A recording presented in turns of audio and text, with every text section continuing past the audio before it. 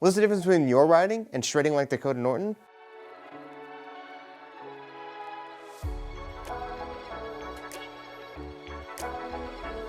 Well, that's simple. It's a set of high-rise handlebars.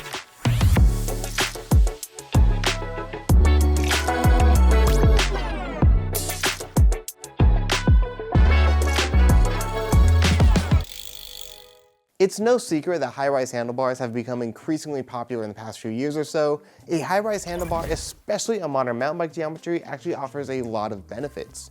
We here at Jenson USA have always preached that some of the most impactful upgrades you can make on any bike is in your touch points. The places where you physically touch and interact directly with your bike. A bike that's more comfortable and confidence inspiring will go a long ways in your ability to ride more challenging trails. So right now, if you're experiencing lower back pain, doctor said I need a backiotomy, or pain in your wrist, then a high-rise set of handlebars can actually help really mitigate that pain by putting you into a more upright and relaxed riding position. However, this more upright position is also going to have a very positive impact on your descending too. Especially if you like to ride really steep stuff, if you like to jump and manual and be playful on your bike, then this higher rise handlebar will actually give you more leverage over that front wheel, making it much easier to pop off stuff. So today, we've gathered some of our favorite high-rise handlebars. We're going to compare and maybe see which one is best for you and your riding style, so let's get into it. So I'd like to start things off here with this, and this is the Spank Spike 800 bar with a 50mm rise, but it's also available in a 75mm rise flavor in case you need to get that rise up even higher. But I wanted to start here because this is a really good and classic option for high-rise handlebars and does things pretty uniquely compared to the rest of the lineup here. First off, this is one of the few handlebars in the lineup here to use the smaller 31.8 clamp diameter. Also, this is the only bar in our lineup to be made completely out of aluminum. In fact, all of Spank's bars are made out of aluminum. Spank believes that the strength and reliability of aluminum is still unmatched when it comes to handlebars, and they work exclusively in that material. However, aluminum bars can be stiffer and less compliant than their carbon counterparts, and this can lead to increased fatigue and arm pump. That's why Spank incorporates a technology called Vibrocore into each and every one of their handlebars. Vibrocore is essentially a special foam core that's injected into the handlebar, and this foam is actually going to help cancel out some of the harmful resonant frequencies and greatly dampen some of the harsh vibration that goes into your hands and wrists. The other great thing about this bar is that it's the most affordable on our list.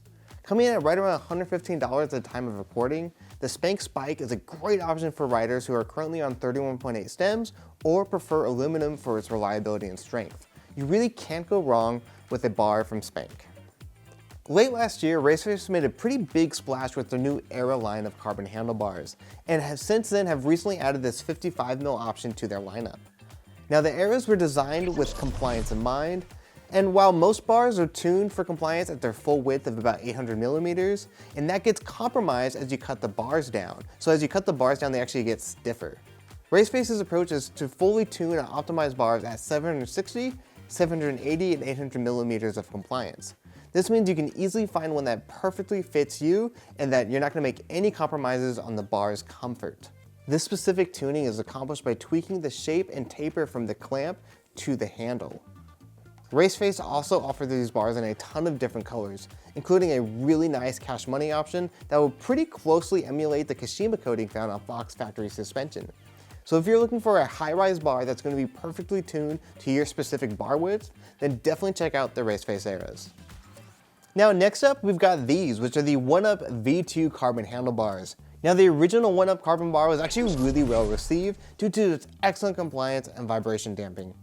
The V2 takes everything great about the original and takes that signature OenUp feel and builds up on it.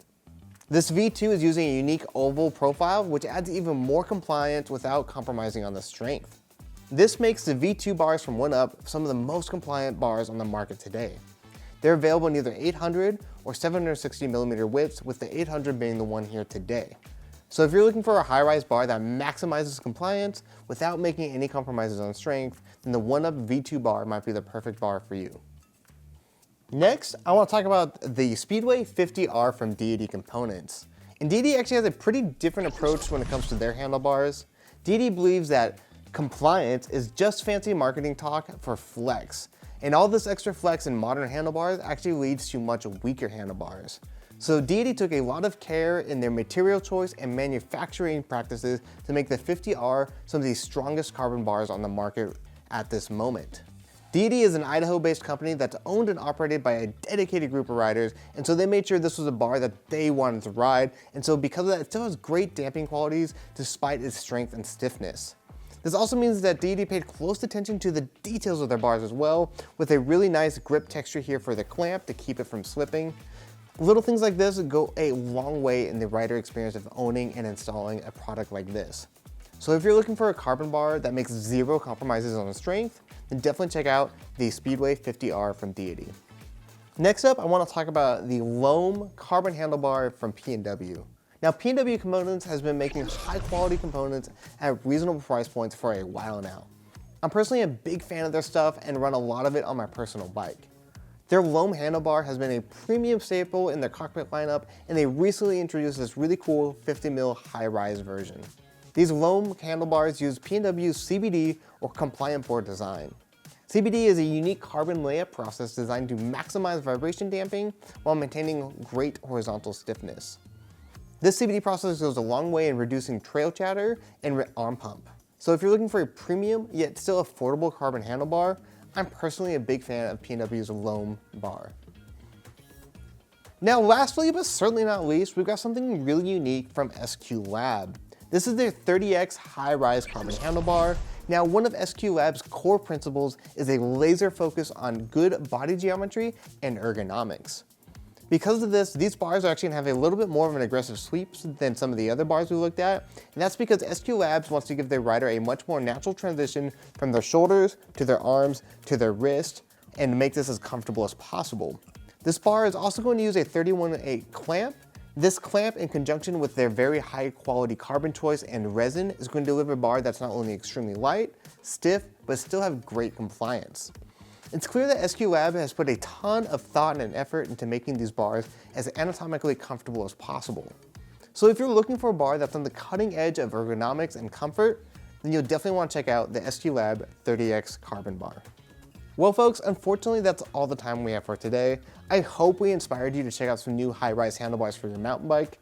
Handlebar preference is such a different and unique thing for each individual rider, and there's really no right answer. So we're curious, what kind of bars do you like to run? Please let us know down below. We'd love to hear your thoughts. If you have any more questions on these bars or how to get your cockpit dialed on your bike, please reach out to a gear advisor. We'd love to get you dialed. Thank you so much, and keep pedaling.